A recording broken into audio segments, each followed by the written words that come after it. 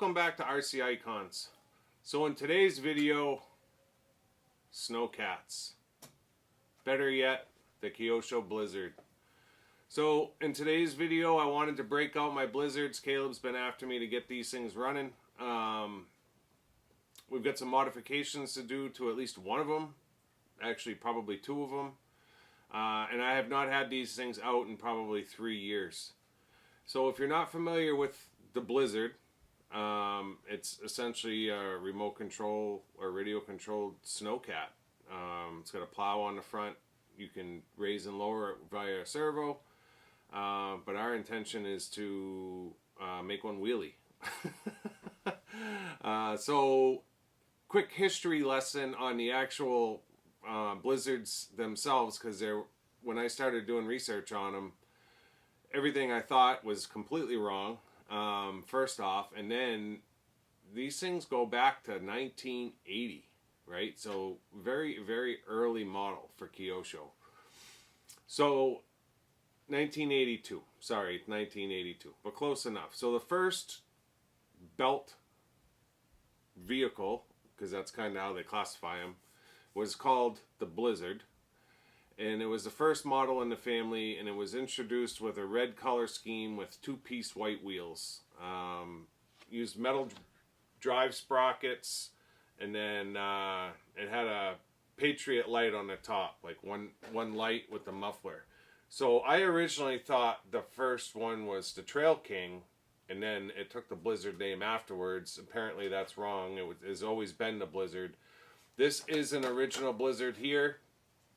I've got one of the tensioning wheels in the front broke off this side of it, so literally that's the track for it. This is the first one that I got. When I bring the camera over, I'll show you. This is dual motor. They run 370 motors with dual mechanical speed control, right? And it did at the beginning come with a plow. I don't know that I have the plow for this. I don't think I do. But that was essentially the first one.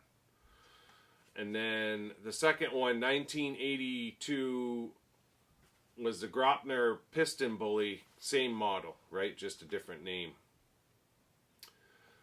1990, so 8 years later, they reintroduced the Blizzard with the DX. So this would be the second model here. The white wheels, two-piece wheels, went to an orange wheel set. Essentially, nothing really changed, except I think the body shape may have changed a little bit, and then they added, the decals changed, they added some lights on the roof, non-working of course, but basically they reintroduced the Blizzard with the DX moniker. The model now came with two-piece orange wheels with updated decals, where the drive sprocket was now plastic instead of metal like the one on this one. And it had two pairs of spotlight, two square, two aluminum on the roof, and then with the guards over them, so you can see in the picture, it's got the spotlights with the guards over them. Then 1991, they did what was called the heavy metal, which was a Ford van on this chassis. Super sought after. They're cool looking, but they're very expensive. I think there's a new in-box heavy metal on eBay. It's been sitting there for a few months at $1,100. You have to really be into your Blizzards or be a Blizzard collector to spend that kind of money on, because they are kind of just a lumbering vehicle. They're not real quick unless you do what we're going to do in this video, which is convert it to like an insane brushless system. Throw it on a lipo, and then the thing is absolutely ballistic. But you wouldn't do that with like a vintage heavy metal. They are worth some money, but it's a very limited market. That's how I would leave it. I think the heavy metal looks cool as hell, but I wouldn't spend $1,000 for one. So the heavy metal was introduced in 91, came with a Ford van body and a new updated single-piece chrome plastic wheel. It also had an updated chassis tub and narrowed the tracks. I guess the tracks were narrower than the original Blizzard. Electric again, and then in 1998 Kyosho said, well, let's take the two 370s out and stick a nitro motor in one. Awesome. So the Nitro Blizzard was born in 1998. Completely new chassis, of course, because it was nitro and suspension. The drivetrain differential was based on using the brakes to steer. So obviously with no reverse, you would brake one track or the other track in order to steer it right or left, because you really only had forward. Whereas with these, the electric, you have forward and reverse, one on each stick, go forward, go reverse. That's what's going to make it turn right or left. Never seen one set up on a pistol, although I think it's possible if you use like if you kept it brushed and you use like a saber-tooth ESC, which is used for tanks or bulldozers, like I put one in my bulldozer, then you could potentially put it on a pistol grip and use it normal. So along with the Nitro Blizzard, they introduced the same year or the next year, 1999, was the Blizzard EV. That was basically a new electric version of what the Nitro had done. So new decal set. It came as an ARTR. So it required the body to be painted. And then 2006 came the Blizzard DF300. So they introduced it, and it was based on the same chassis as the Nitro and EV with an updated body and based on a real O'Hara Snowcat with wider tracks and black plastic wheels. Then in 2011, they came out with the Blizzard SR, which is this one. That's the newest version that I have, which was a ready set. And it kind of was a return to the Blizzard roots with dual motor again. So the EV was running one big motor, whereas the SR kind of brought it back to using two 370s. The SR was the first electric version to come with an electronic speed control instead of a mechanical rotary speed control used by the previous models, and it also came with a new body and powered blade. So the other blades may have just been mounted on there and they weren't powered, but this one actually does work off of a servo. This is the one we're converting to brushless, but we're not going to use the blade. This one I think is just a pin-on blade. Maybe we'll convert this one to brushless and keep this one blade active. What do you think, Caleb? Caleb's in the studio. I really wanted to do the SR in brushless, but if that's the one with the operating blade, maybe we leave that one brushed and we turn the DX brushless. Yeah. So we'll have to look at the gear sets when we bring the camera over. We'll look at the gear sets and see which one, because we're putting 6,500 kV motors in there. Sure, why not? Yeah, 6,500 kVs, full hobby wing setup. This thing's gonna be ballistic. And I'll go over the electrics when we get over here. So it takes a 2435 brushless motor, and they make it in a 4500 kV and a 6500 kV. So I said, well, if I'm going to go 4500, I might as well go 6500, and then we're going to throw 3S at it, and maybe dual battery, because you can wire these together so it's only one battery, or you just tag a battery on each one. What the hell? Why not? So we'll play with it a little bit, but we might destroy this thing, but whatever, it's fun. It's all part of the fun.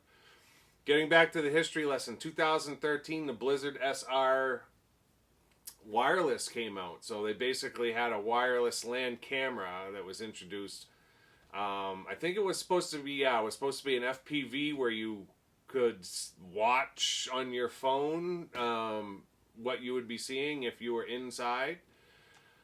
So that was another model that came out, and then the Blizzard FR 2015 was announced, basically based on the SR, and it now came with an upgraded radio gear. May have been a stick control, a pistol grip at that point, I'm not sure. And then in 2020, the Blizzard 2.0 came out, and that's what we know today. So there's also a Trail King. Not sure where that fits into this. I thought the Trail King was the original Blizzard, and then they renamed it the Blizzard after the first run. But apparently that's not the case. So you'll have to let me know in the comments, how does the Trail King fit into all of this?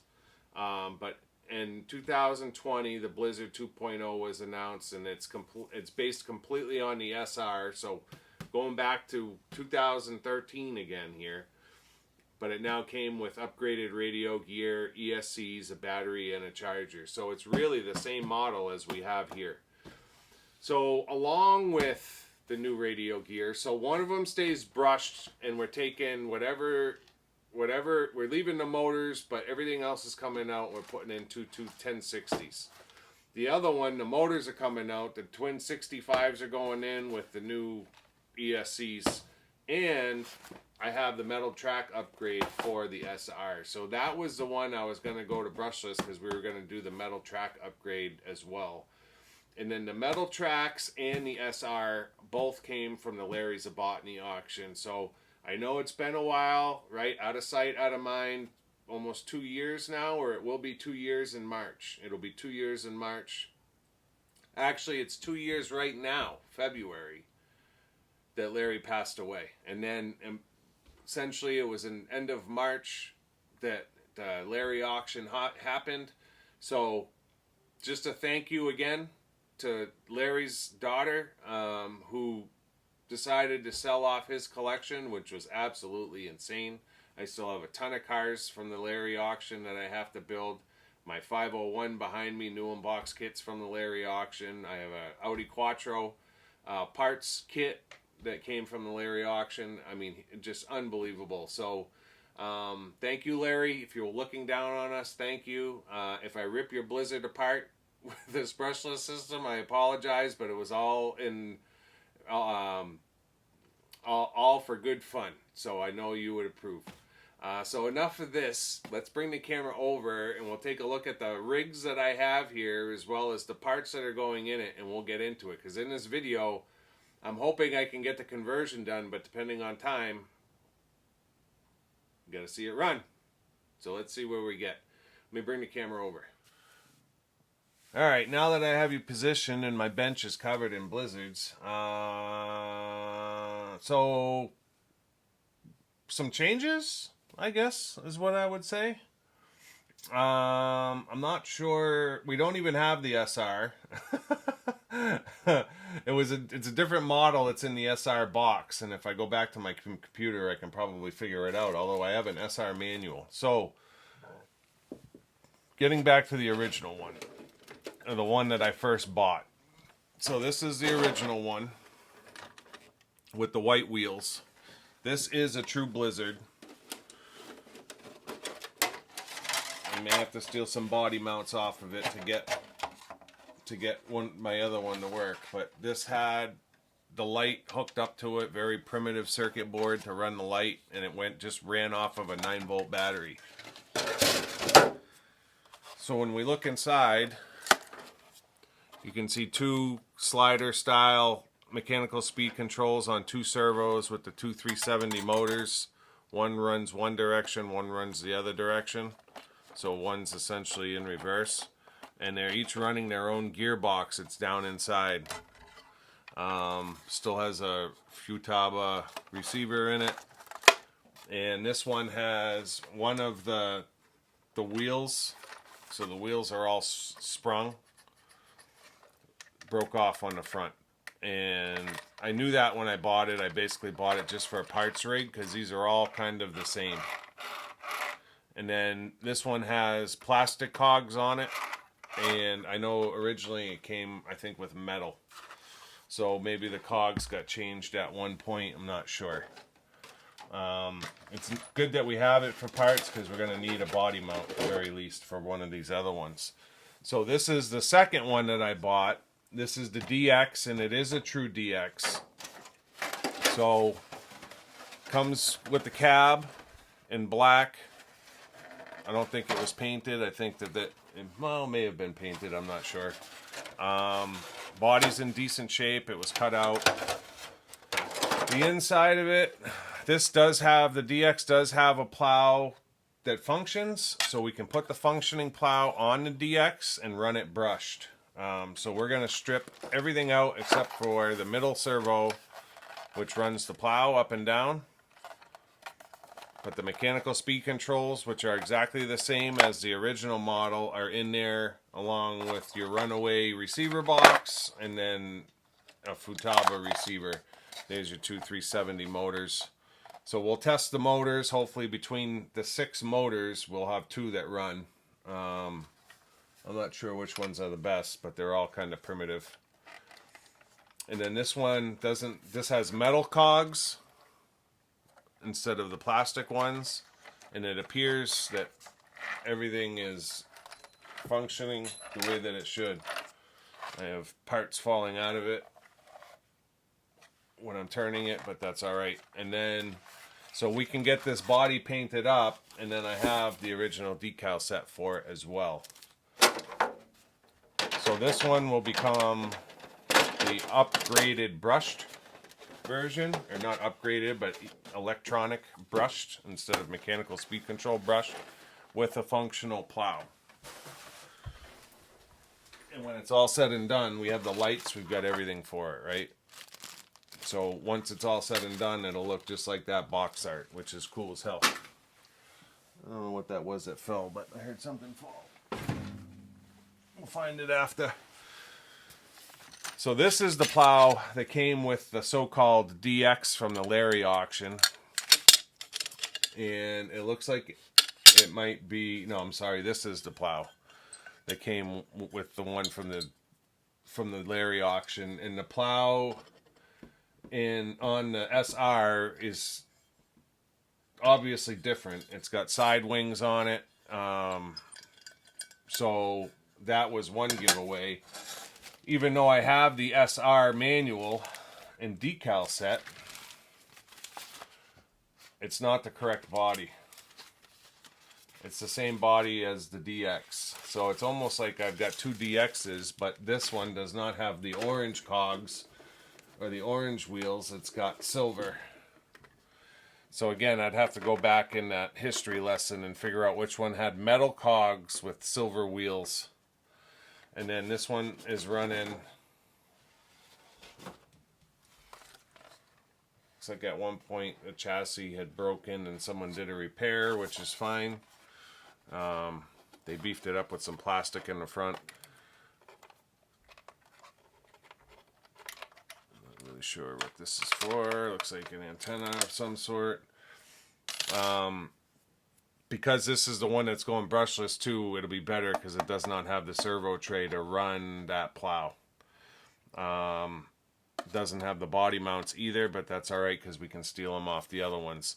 So these are the 380 motors that we're going to convert to brushless. It's all metal gear down below except for the 2 spurs are plastic. So hopefully we're not going to strip those plastic gears out. But I've seen people running these brushless before without any issues. All the track widths are the same. I'm just hoping my SR tracks, the metal ones, will work on this because technically it's not an SR. But it seems like everything so far is pretty much the same. And then this one has the clear cab, which would need to be painted, along with painting this body. We may use the other body instead and put this one on the DX just because it's in better shape and it's brand new. Because the DX is going to become a shelfer, whereas this one that's going brushless is going to get the living piss beat out of it. Looks like that's the exhaust stack for the DX as well, so we've got that. As far as running gear, the 21060s will go in the brushed version. And then we've got these 2 little guys. These are the 2435 6500 kV sensorless brushless motors.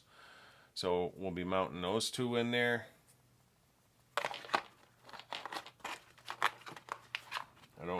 Hopefully the pinion size is the same. If not, we'll find pinions that work. And we're going to match them up with the 16 BL30s, which are 30 amp, and they're 100% waterproof, which is good. So those are going to get matched up and put in that unit, and then I guess we'll have to look at these and see if they're the same width. I don't know if they're the same width. Obviously brand new. They look like they're narrower. No, they're the same width. So hopefully the metal track upgrade will work on that unit. There's only one way of knowing. It's got some weight to it, boy. So yeah, hopefully these will work on that unit. I can't assume it wouldn't. I mean, it's just a cog that runs it. So as long as the wheels are the same width, which they all appear to be, the cog's going to drive it, and that's going to be the end of it. So I'm going to get started kind of messing with these things, and I'll just kind of bring you back as I go. I will probably get the brushed one done first, and then we'll do the brushless chassis, and then it's a matter of getting bodies done. So this will probably turn into at least 2 videos anyways, but we'll just go from there, unless I just paint it and not really show you guys how it happened. Let me see where we get, and I'll bring you back as we go, and we'll do what we can do, and that's all we can do. So I'll see you in a second.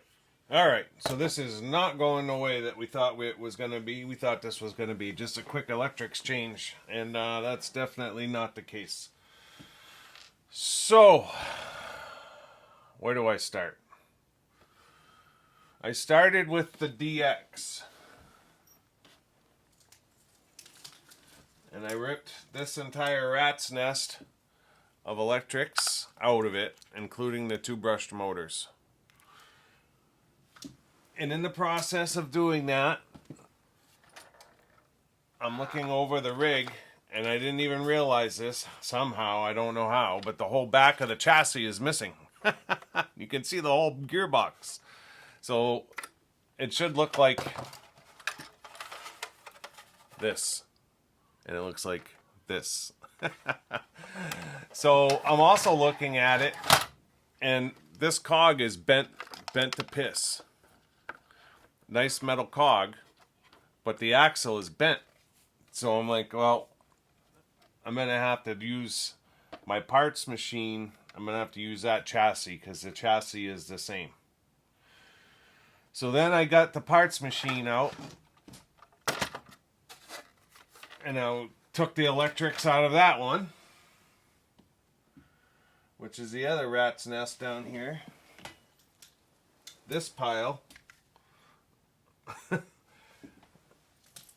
And I'm like, I'm gonna switch because I'm missing one of the front wheels because on the parts machine that arm is broken in the front, right? This arm right here is broken, so I only have 9 white wheels instead of 10. So I'm like, well, I'm gonna have to swap the orange wheels over. Not a big deal. So I go to start swapping the wheels over, and I realize that this chassis is broken as well, but not a huge deal because I can glue this piece back in. It actually snaps right in. If I can get it the right orientation. So it snaps, it sits itself right in there nice. So I can get glue inside it and around it. Hopefully it'll hold. It's just going to be the brushed setup, so it's not the end of the world. But in the process of taking this one apart, now I'll have to take a DX arm and put it on here. I'm going to take all the DX stuff and put it on here. But I started taking this gearbox apart, and only one side of it, my bench is an absolute mess. Only one side of it is working off of the actual gears. The other side wasn't. So in an investigation of this one, the way this works is the axles come through the housing, and then it's got a gear set that it sits in with a set screw that's inside this, and there was one gear and one gear riding on these outside ones, like, but only one set of teeth was good, so one set stripped. And then the gearbox itself is metal, and the center shaft that holds the 2 axles in the middle is snapped off of this one. So now I'm looking at the DX gearbox, and instead of just one gear, right here, there's 2 gears. So this gearbox is good, it's intact, but one axle is bent. So I need to pull this gearbox out, repair this chassis, put this gearbox in this chassis, take 2 straight axles, which I have right here, get them mounted in there, and then I want to take the metal cogs, get them on there, and then I need to look at all 10 arms and make sure that they're all doing what they're supposed to do with the springs.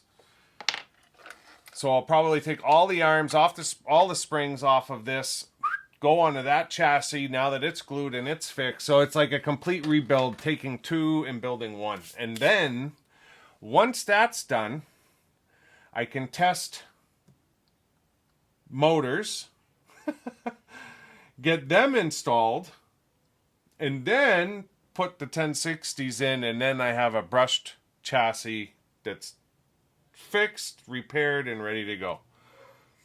Way more work than I thought that I was getting into, but hence this welcome to RC, right? That's how this goes. It always goes like this. It always becomes a bigger project than you expected. And then I thought, you know, thinking that I have an SR, I thought that the brushless was going to be a piece of cake, and I haven't even started looking at that chassis yet. Hopefully that chassis is good and we can just swap the tracks and put the brushless system in and we're off and running. But I figured I would let you know where I'm at. Positive note, I don't have to take the body mounts off of this chassis anymore. I'm trying to decide whether or not I should probably take everything off of it and just clean it down and get all the gunk out of it. If I'm going to go this far, I might as well go all the way. At least that's what I'm thinking. So I'm going to finish stripping this down and get this cleaned up, get it glued, and then start taking all of that off of that broken chassis and getting it fit onto this chassis one piece at a time. And then I've always got this one because that one I believe is the same chassis as well. Yeah, it is.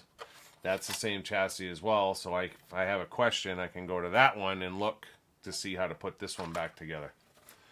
So that is where I'm at. Holy Loctite. That's a lot of Loctite on those 4 screws. Yeah. So we'll have to see if I can get the plow arms off. But either way, I figured I would let you know where I'm at. Let you guys enjoy my misery. It'll be worth it when it's done. These things are awesome. And they're not cheap. They still sell now. You see them on Buy and stuff, and they sell for $400 or $500. So that's where I'm at. I'll bring it back here, hopefully with at least a chassis that's clean and ready to go.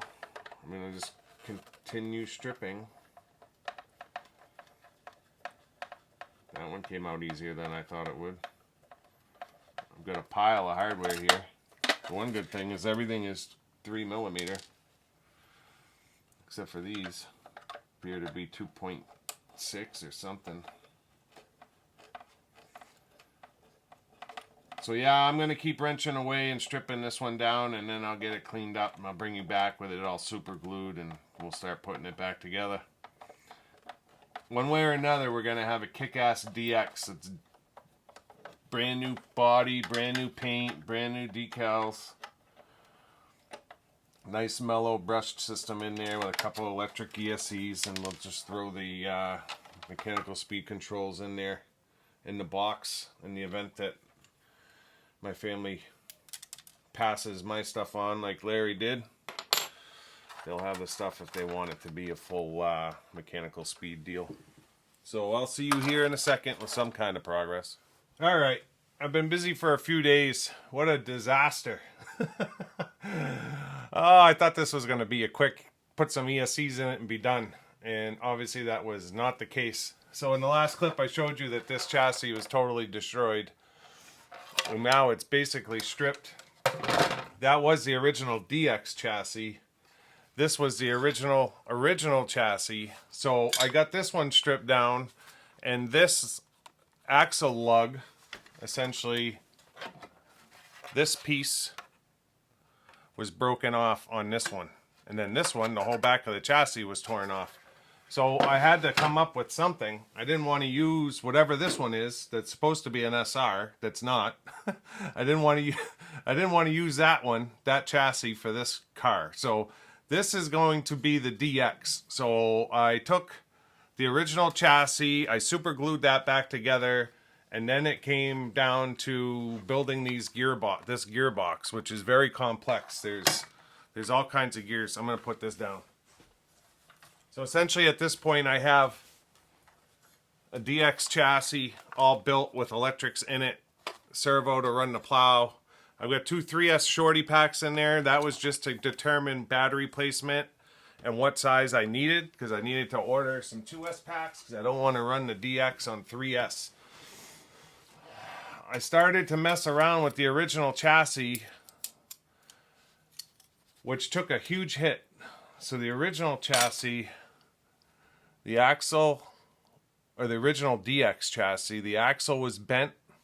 You can see how bent that thing is. It's like totally twisted up. The gearbox was broken.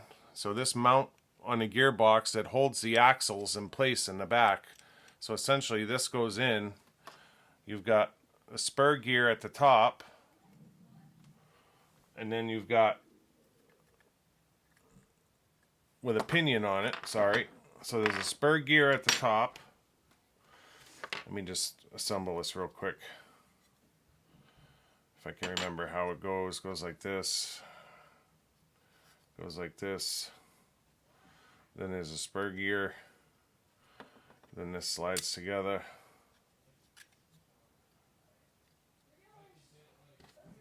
And then there's this gear.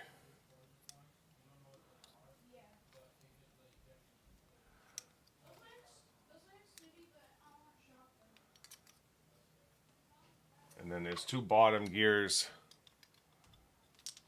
that essentially go in place. One set was missing, and then the axle shoves through. So the motor's on the spur gear that's turning this pinion, that's turning this triple, that's turning this one and another smaller one that sits on the inside that essentially jams down onto the axle. So I had to rip apart both gearboxes 100% to put it back together to make one. And you can see this one is cracked. That was one of them that took the hit. So bent axle, the chassis was completely bent to shit. The gearbox chassis, the gearbox brace was broken. So took all of that apart, made one good gearbox, tested it, to make sure it would fit with my glue repair, tested the motors that I have in that one, and got it all completely assembled. All I'm waiting on at this point is a receiver, so I can install the 2-stick receiver. So at this point, this one is done. The chassis work is done, and it's been tested one ESC at a time. So this is going to run 1060, 1060, one 2S battery to one 1060, one 2S battery to the other 1060, to a 10 channel receiver. Not that I need 10. One of the channels will run the plow, so that's all set.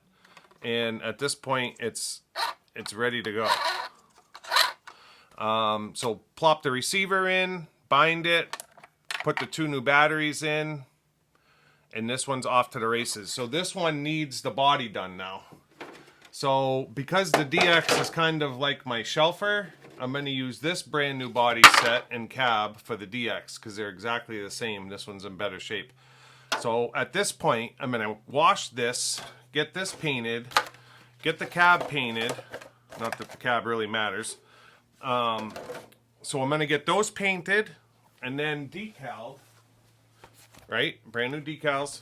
I got to get the lights fit, all that garbage. And while I'm doing that, now I need to go to this chassis and start doing this conversion to brushless.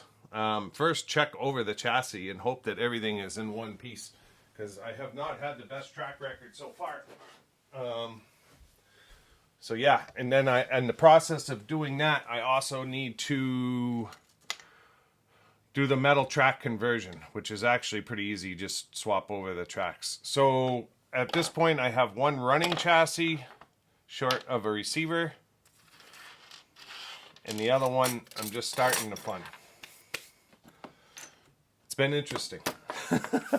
Way more work than I thought it was going to be. I thought this was going to be a quick, just swap over some electrics and go out and have some fun. Not the case. So I'm going to start breaking this one apart and figuring this one out, because this is the one, this has got all kinds of reinforcement plastic in the front. I don't know if it was cut at one point or what, but it's all plastic welded in. Guy did a great job. But this is the one that's going to go ballistic. So I really don't care about this one in the sense as looks wise. It's just going to get a quick paint job, whatever, throw the body on, make it brushless, crazy horsepower, and let's run this bitch. So yeah, that's kind of where I'm at. So I will bring you back hopefully with a finished DX and this one ready to go as well, and then hopefully we'll still have some time in this video to get the running video in, because I was not expecting to do this much work, which is why I didn't show a lot of rebuilding that chassis. I just figured I would do it and show you that it was done. So I will bring you back here in a little bit with something to show you. At least this one's got only half the electrics in it and no plow. So I'll see you back here in a second. And yes, I'm trying to rush the time. Real quick, the brushless motors are in. So I figured I'd show you this gearbox so you can see all of those gears in there. There's a ton of them, and I've got the mesh nice and loose. I apologize if the view's a little foggy. My camera might have some grease on it. And then these are those other gears that I was talking about. So these go up in here, and then this is your axle shaft.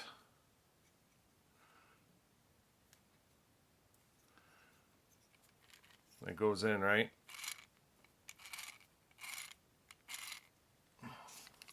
So there's another double set of gears on those two metals.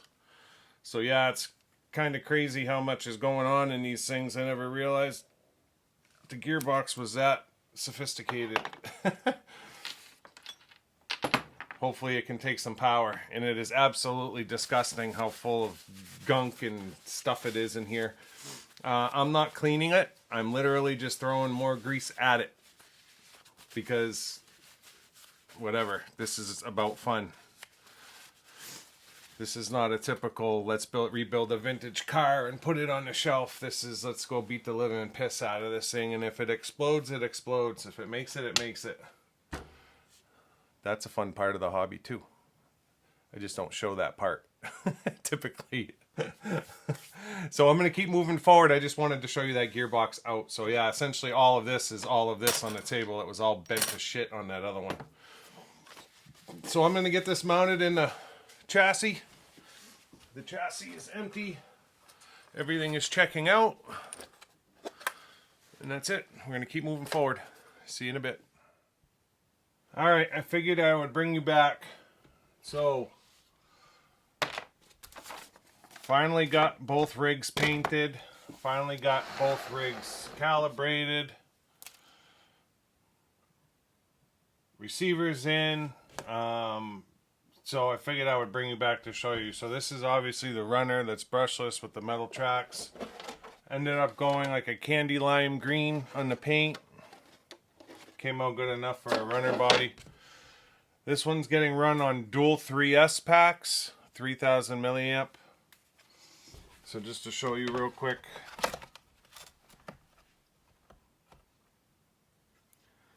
They both fit in pretty nicely. When you're running dual ESCs,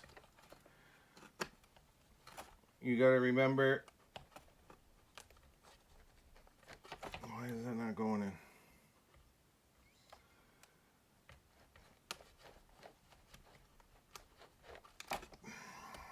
Everything's got to be a pain.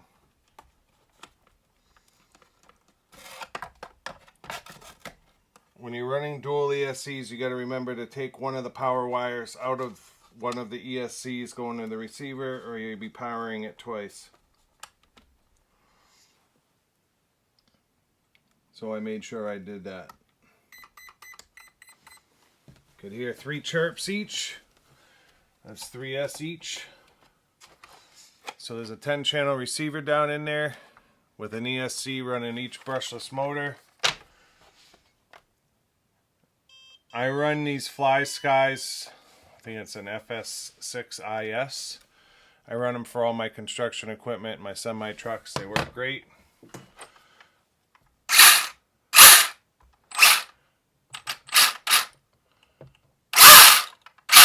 So it's immediate forward reverse, no brake.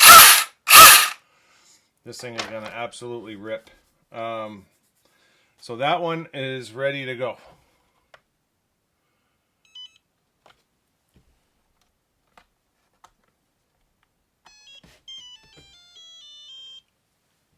Now, let's get the DX up here, because that one is the gorgeous one.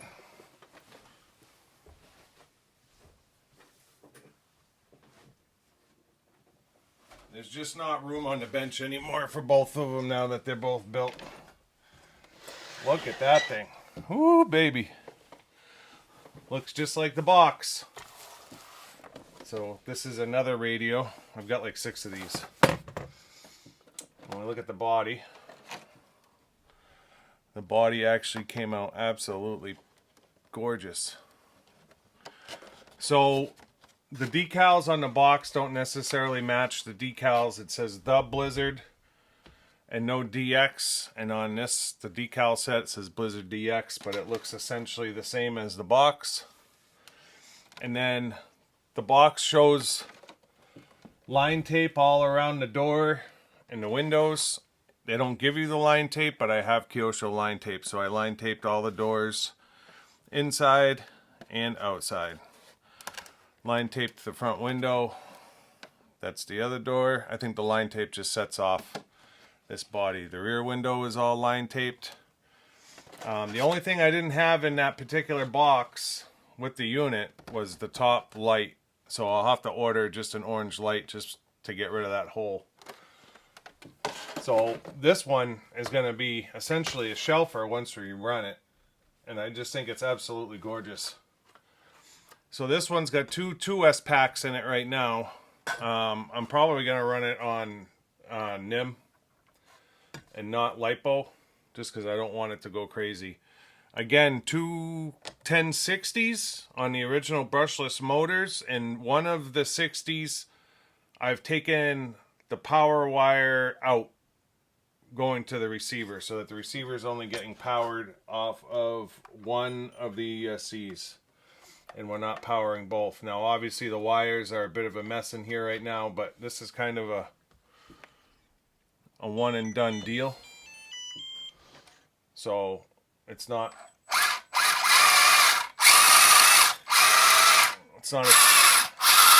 essential as far as wire management goes. And then I put the plow on side to side.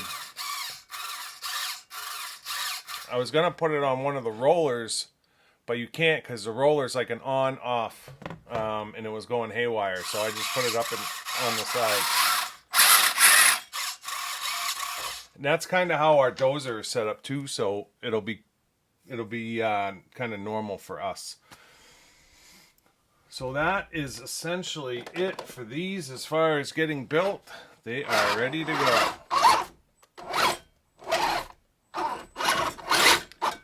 They definitely need snow, because the tracks will ride up on themselves a little bit.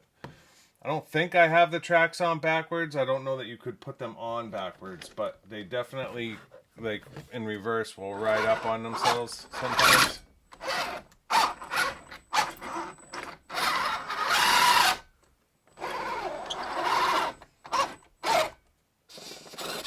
So we'll get them outside and see what they look like. But unfortunately, that's going to be in a separate video because I've taken way too long to do these two. I know I said I was going to try to get the running video in the end of this, but this video is probably a half hour, 45 minutes as it is. And with building 2 of them, it just took way longer than I thought. The other part of it is I want Caleb to be part of this running video, and he is out of town for the next 3 days, and I want to get this video wrapped up. So no worries, we will bring you back in part 2 and get you a running video of these 2 rigs, and that'll probably do it for the blizzards, because by the time we're done with that, we're gonna be coming into spring here. I don't know how much snow we'll have, but at least we got them done, and I'm super happy with the DX the way that it is, matching the box art. It just looks absolutely gorgeous. In my mind, it's the best looking blizzard that Kyosho ever did. Just absolutely phenomenal. And then obviously it's got the full cab in there as well. It'd be cool to try to get some kind of a driver figure in there. Scale wise, maybe a Wild Willie would work.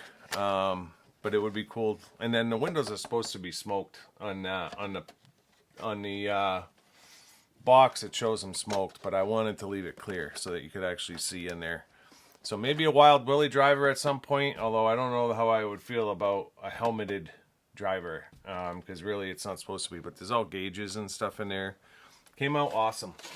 So I am not going to move over for a closing. I'm just going to end it here. I hope you guys enjoyed at least the rebuild parts of the Kyosho Blizzards, and we'll see you in the next one with these 2 rigs out in the snow. If you're not already a subscriber, I'd ask you to consider subscribing to support the channel, and so that you don't miss that video. Thumbs up, thumbs down. Let me know what you think of the belted rigs, and until next time, we'll see you soon. Thanks.